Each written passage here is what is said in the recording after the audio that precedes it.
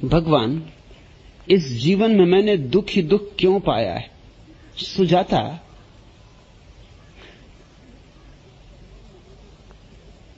दुख ही दुख अगर पाया है तो बड़ी मेहनत की होगी पाने के लिए, बड़ा श्रम किया होगा, बड़ी साधना की होगी, तपस्या की होगी। अगर दुख ही दुख पाया है तो बड़ी कुशलता अर्जित की होगी। दुख कुछ ऐसे नहीं मिलता, मुफ्त नहीं मिलता, दुख के लिए कीमत चुकानी पड़ती है। आनंद तो यूं ही मिलता है, मुफ्त मिलता है, क्योंकि आनंद स्वभाव है। दुख अर्जित करना पड़ता है, और दुख अर्जित करने का पहला नियम क्या है? सुख मांगो और दुख मिलेगा, सफलता मांगो विफलता मिलेगी, सम्मान मांगो अपमान मिलेगा, तुम जो मांगोगे उससे विपरीत मिलेगा, तुम जो चाहोगे उससे विपरीत घटित होगा, क्योंकि यह संसार तुम्हारी चाह के अनुसार नहीं चलता, ये चलता उस परमात्मा की मर्जी से। ईसस ने अंतिम प्रार्थना की, हे प्रभु तेरी मर्जी पूरी हो। ये अंतिम भी है प्रार्थना, यही प्राथमिक भी होनी चाहिए। हे प्रभु तेरी मर्जी पूरी हो, मेरी मर्जी बीच में ना आए।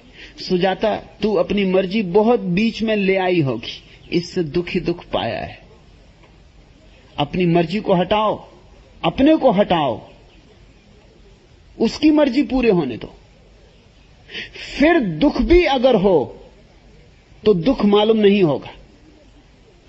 जिसने सब कुछ उस पर छोड़ दिया, अगर दुख भी हो तो वो समझेगा कि जरूर उसके इरादे नेक होंगे, उसके इरादे बद तो हो ही नहीं सकते, जरूर इसके पीछे भी कोई राज होगा।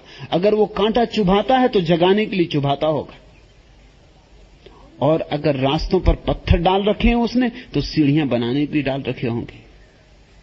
और अगर मुझे बेचैनी देता है, परेशानी देता है, तो जरूर मेरे भीतर कोई सोई हुई अभीप्सा को प्रज्वलित कर रहा होगा, मेरे भीतर कोई आग जलाने की चेष्टा कर रहा होगा। जिसने सब परमात्मा पे छोड़ा उसके लिए दुख भी सुख हो जाते, और जिसने सब अपने हाथ में रखा उसके लिए सुख भी दुख हो जाते। दुख पाया है हमने सुख के संवर्धन के नाम पर, दर्द मिला है हमें प्यार के आवंटन के नाम पर। अन्य सभी कुछ वैकल्पिक था, आंसू ही अनिवार्य थे। बेआवाज रुदन पाया है गीत सृजन के नाम पर। गहराई में गिरे सतत हर ऊंचाई के वास्ते, अवरोहण ही पाया हमने आरोहण के नाम पर। संबंधों वाली सूची से नाम हमारा काट दिया, हमें दूरियां मिली निकटता के गोपन के नाम पर। कलियों में छुपकर कांटों ने हमें निरंतर दंश दिए, सर्पों के कुंडल पाए हैं आलिंगन के नाम पर। जन्म उपासी प्यास चली है जब जब भी व्रत खोलने, रख रख दिए अंगारे अधरों पर चुंबन के नाम पर। हम समग्र जीवन जीते हैं, भ्रम था हमको ज्ञात न था, टुकड़े टुकड़े मौत मिली है इस जीवन के नाम पर। जिसे तुम जीवन समझ रहे हो वह जीवन नहीं है, टुकड़े टुकड़े मौत है। जन्म के बाद तुमने मरने के सिवाय और किया ही क्या है?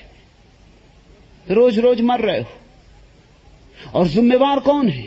परमात्मा ने जीवन दिया है, मृत्यु हमारा आविष्कार है। परमात्मा ने आनंद दिया है, दुख हमारी खोज है। प्रत्येक बच्चा आनंद लेके पैदा होता है, और बहुत कम बूढ़े हैं जो आनंद लेके विदा होते। जो विदा होते हैं उन्हीं को हम बुद्ध कहते।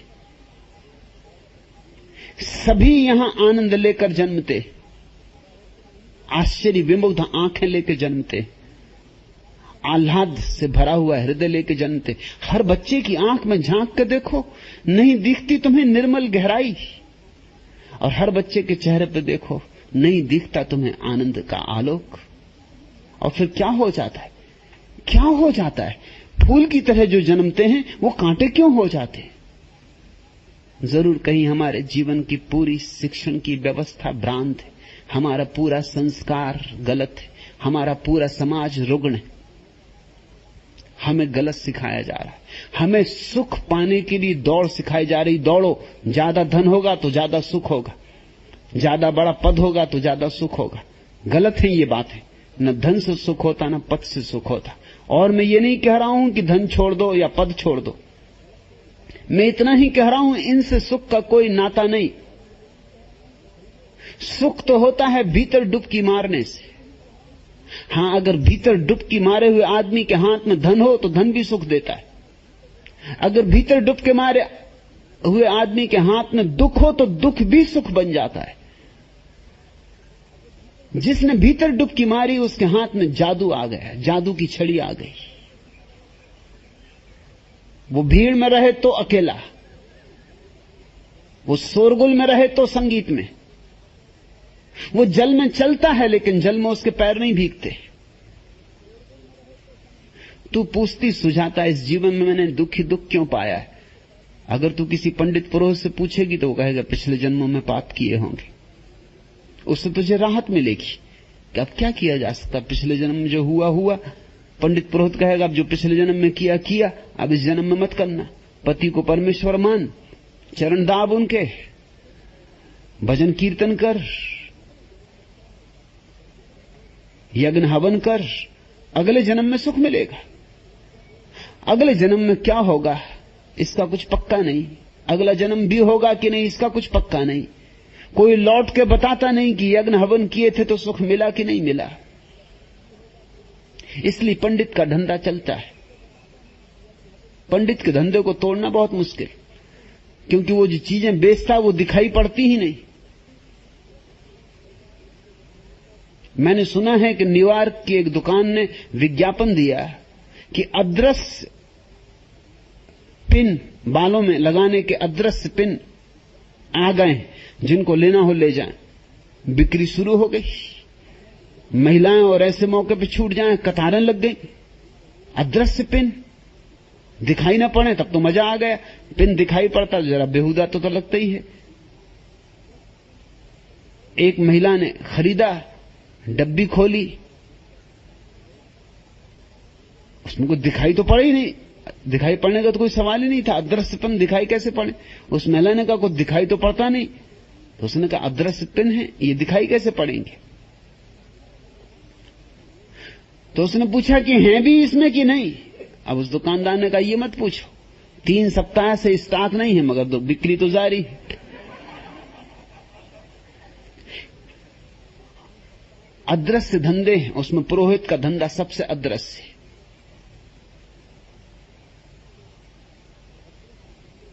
तू अगर किसी पंडित पुरोहित के पास गई होती तो तुझे सांत्वना भी मिलती कि पिछले जन्मों के पाप हैं, कटे जा रहे हैं, कट जाने दे। कटी जाना अच्छा है, जो किया है उसको भर जाना ही ठीक है। अगले जन्म में सुख ही सुख होगा, ये मैं तुझसे नहीं कह सकता। ये दुख अगर तुझे मिल रहे हैं तो पिछले जन्मों के नहीं है। पिछले जन्मों के दुख पिछले जन्मों में मिल गए होंगे। परमात्मा उधारी में भरोसा नहीं करता।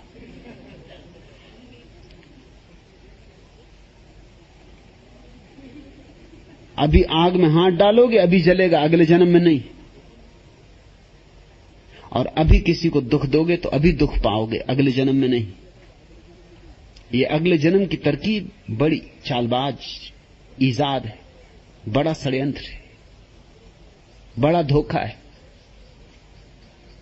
अगर अभी प्रेम करोगे तो अभी सुख बरसेगा, और अभी क्रोध करोगे तो अभी दुख बरसेगा।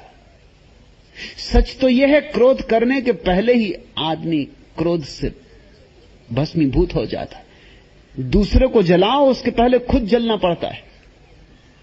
दूसरे को दुख दो उसके पहले खुद को दुख देना पड़ता है। ये पिछले जन्मों के दुख नहीं है, अभी तू जो कर रही है उसी का परिणाम है। पहले तो मेरी बात सुनकर तुझे चोट लगेगी क्योंकि सांत्वना नहीं मिलेगी, लेकिन अगर मेरी बात समझे तो छुटकारे का उपाय भी, तो तुझे खुशी भी होगी। अगर इसी जन्म की बात है तो कुछ किया जा सकता है। यही मैं कह रहा हूं कि अभी कुछ किया जा सकता है। सुख छोड़ो, सुख की आकांक्षा छोड़ो। सुख की आकांक्षा का अर्थ है बाहर से कुछ मिलेगा तो सुख, बाहर से कभी सुख नहीं मिलता। सुख की सारी आकांक्षा को ध्यान की आकांक्षा में रूपांतरित करो। सुख नहीं चाहिए, आनंद चाहिए, और आनंद भीतर है। तो भीतर जितना समय मिल जाए सुजाता, उतना भीतर डुबकी मारो। जब मिल जाए, दिन रात काम धाम से बच के, जब सुविधा बन जाए, पति दफ्तर चले जाएं, बच्चे स्कूल चले जाएं, तो घड़ी दो घड़ी के लिए द्वार दरवाजे बंद करके, घर के ही नहीं इंद्रियों के भी द्वार दरवाजे बंद करके भीतर डूब जाओ, और धीरे धीरे सुख के फूल खिलने शुरू हो जाएंगे, महासुख के। और वे ऐसे फूल हैं जो खिलते हैं तो फिर मुरझाते नहीं।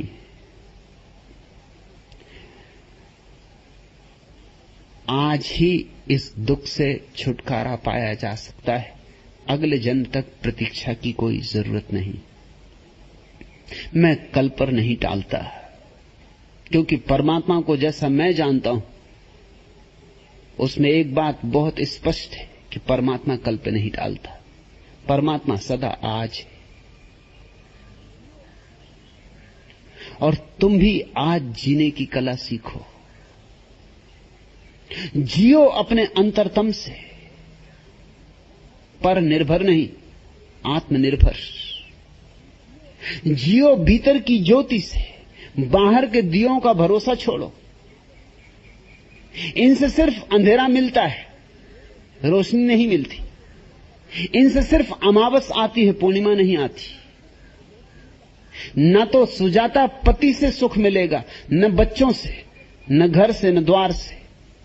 उसी आशा में अटकी रहेगी तो दुख पाएगी। और फिर तुझे याद दिला दूं, मैं ये नहीं कह रहा हूं कि भाग जा हरिद्वार, काली कमली वाले बाबा के आश्रम में जाकर बैठ जा, ये मैं नहीं कह रहा हूं। जहां है वहीं रहो, पति भी ठीक, बच्चे भी ठीक, घर भी ठीक, सब ठीक, मगर भीतर अपने खोदना शुरू कर दो, भीतर का कुआं खोदना शुरू कर दो। जल्दी ही, जैसे हर जमीन के नीचे जल स्रोत है,